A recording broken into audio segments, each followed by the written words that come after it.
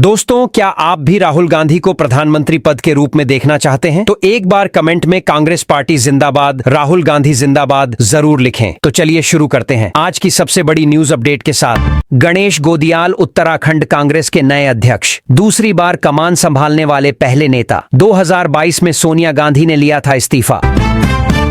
Delhi blast में आतंकियों की लाल कार हरियाणा में मिली। कल शाम से फरीदाबाद में लावारिस खड्डी थी, घर खाली कराए, एक हिरासत में। एनआईए एनएसजी मौके पर। कर्नाटक के चित्तपुर में आरएसएस पथ संचलन को हरी झंडी, 16 नवंबर की मिली अनुमति। दिल्ली ब्लास्ट केस की जांच के घेरे में घिरी अल फलाह यूनिवर्सिटी की वेबसाइट डाउन। कर्नाटक हाईकोर्ट आज बीएस येदियुरप्पा के खिलाफ पॉक्सो केस रद्द याचिका पर सुनाएगा फैसला।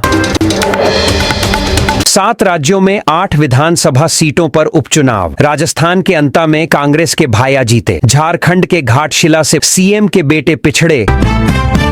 दिल्ली ब्लास्ट में सुरक्षा बलों ने कश्मीर में आतंकी नब्बी का घर उड़ाया। 500 लोकेशन पर छापा, 600 से ज्यादा हिरासत में। बिहार में एनडीए की डबल सेंचुरी। महागठबंधन में आरजेडी 27, कांग्रेस 4 पर सिमटी। शाम को बीजेपी मुख्यालय में जश्न, पीएम होंगे शामिल। राहुल बोले, वोट चोरी को एसआईआर से कवर कर रहे मोदी शाह ने लोकतंत्र का नुकसान किया। पचमढ़ी में जंगल सफारी की, बच्चों से मिले।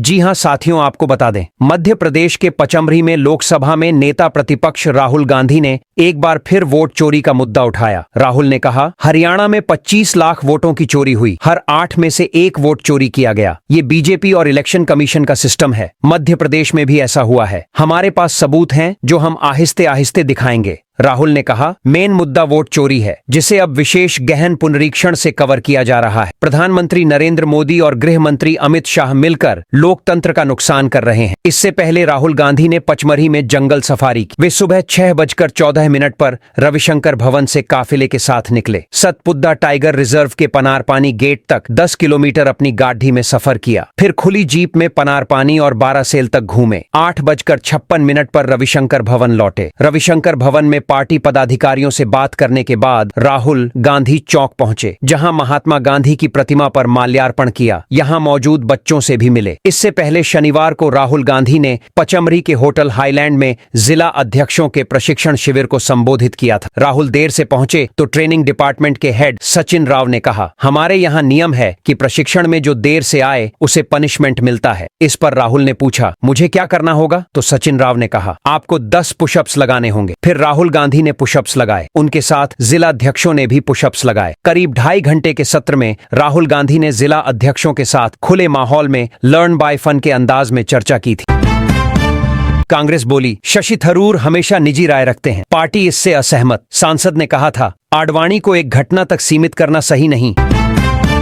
जी हां साथियों, आपको बता दें, कांग्रेस पार्टी ने पार्टी सांसद शशि थरूर ने भाजपा के सीनियर लीडर लाल कृष्ण आडवाणी के बयान से अलग किया है। थरूर ने कहा था, लाल कृष्ण आडवाणी को एक घटना तक सीमित कर आंकना सही नहीं है। पार्टी प्रवक्ता पवन खेड़ा ने रविवार को कहा, हमेशा की तरह शशि थरूर अपनी बात खुद ही रखते हैं और कांग्रेस उनके बयान से पूरी तरह अलग है। कांग्रेस सांसद और कांग्रेस कार्य समिति के सदस्य के रूप में उनका ऐसा करना कांग्रेस की विशिष्ट लोकतांत्रिक और उदारवादी भावना को दर्शाता है। दरअसल 8 नवंबर को लाल कृष्ण आडवाणी का 98वां जन्मदिन था। थरूर ने एक्स पर आडवाणी के साथ वाली अपनी तस्वीर पोस्ट करते हुए उन्हें जन्मदिन की शुभकामनाएं दी थीं। साथ ही उन्होंने कैप्शन में लिखा था, लाल कृष्ण आडवाणी जी को उनके 98वें जन्मदिन की हार्दिक शुभकामनाएं। जनसेवा के प्रति उनकी अटूट प्रतिबद्धता, उनकी विनम्रता और शालीनता और आधुनिक भारत की दिशा तय करने में उनकी भूमिका अमिट है। एक सच्चे राजनेता जिनका सेवामय जीवन अनुकरणीय रहा है। थरूर की पोस्ट पर सुप्रीम कोर्ट के वकील संजय हेगड़े ने विरोध जताया। उन्होंने एक्स पोस्ट में लिखा,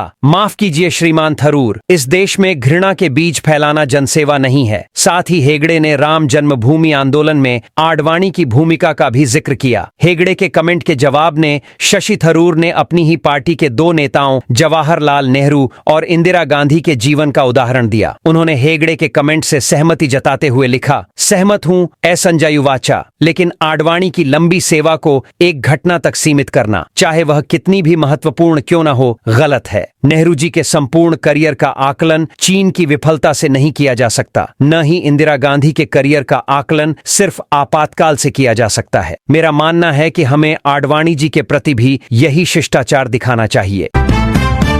मोदी बोले, उत्तराखंड का असली परिचय आध्यात्मिक शक्ति, दुनिया की स्पिरिचुअल कैपिटल के रूप में स्थापित हो सकते हैं। 8,140 करोड़ की योजनाएं शुरू की।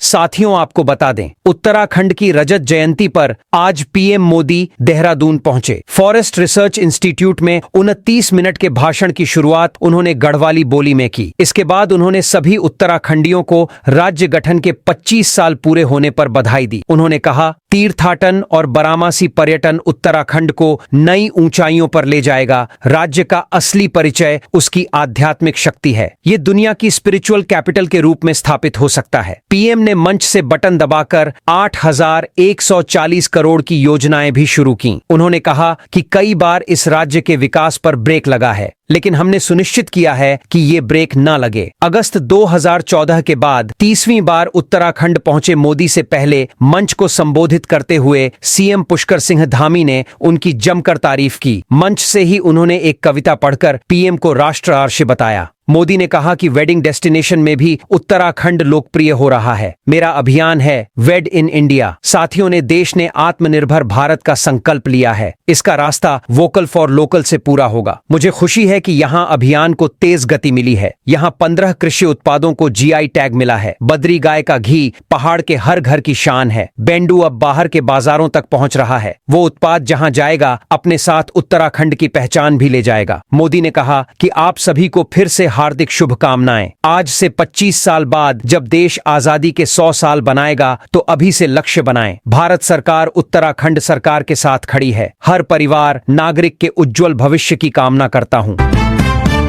दिल्ली में एयर पॉल्यूशन का विरोध करने वाले अरेस्ट। लोग बोले, पब्लिक मर रही, कोई पॉलिसी नहीं, सरकार डेटा छिपा रही। जी हां साथियों, आपको बता दें, दिल्ली में बढ़ते एयर पॉल्यूशन के खिलाफ रविवार को इंडिया गेट पर लोगों ने विरोध प्रदर्शन किया। शाम होते होते पुलिस ने लोगों को इंडिया गेट से हटाया। इस दौरान कई लोगों को डिटेन किया गया। विरोध करने वालों में मौजूद पर्यावरण कार्यकर्ता भवरीन कंधारी ने कहा कि बच्चों की सेहत तेजी से बिगड़ रही है। हर तीसरे बच्चे के फेफड़े प्रदूषण से प्रभावित हैं। एक और प्रदर्शनकारी अभिषेक ने कहा कि सरकारें एक दूसरे पर आरोप लगाने में लगी हैं, जबकि लोगों को स्वच्छ हवा का बुनियादी अधिकार भी नहीं मिल रहा। प्रदर्शनकारियों का कहना था कि सरकार के पास प्रदूषण से निपटने के लिए न कोई प्लानिंग और न ही पॉलिसी है। सरकार प्रदूषण का डेटा भी छिपा रही है। इंडिया गेट पर कई महिलाएं अपने बच्चों के साथ पहुंची थीं। लोगों ने केंद्र और राज्य सरकार से साफ हवा की मांग की। वहीं पुलिस ने कहा कि विरोध करने वाले बिना परमिशन के इंडिया गेट पर जमा हुए। डीसीपी देवेश कुमार मोहल्ला ने कहा कि यह एक्शन एहतियातन लिया गया। विरोध के लिए केवल जंतर मंतर ही तय जगह है। रविवार सुबह दिल्ली का एयर क्वालिटी इंडेक्स इस सीजन के अपने सबसे खराब स्तर पर पहुंच गया, जो कई इलाकों में 400 पार रहा। यह सबसे खराब लेवल माना जाता है। धूप खुलने के बाद इसमें मामूली सुधार हुआ था। AQI 391 रिकॉर्ड किया गया। दिल्ली में धुंध की चादर छा गई। वहीं तापमान भी सामान्य से 11.7 डिग्री सेल्सियस रिकॉर्ड किया गया। केंद्रीय प्रदूषण नियंत्रण बोर्ड के आंकड़ों के अनुसार रविवार शाम 4 बजे AQI 370 पर था, जिससे शहर रेड जोन में आ गया। CPCB के मुताबिक दिल्ली पंजाबी बाग में सबसे अधिक 425, बवाना में 410, जहांगीरपुरी में 401 और नेहरू नगर और वजीरपुर में 400 AQI रिकॉर्ड किया गया। वहीं NCR के इलाकों में नोएडा में सबसे ज्यादा 354 AQI दर्ज किया गया। गाजियाबाद में 345 और ग्रेटर नोएडा में 340 AQI रहा।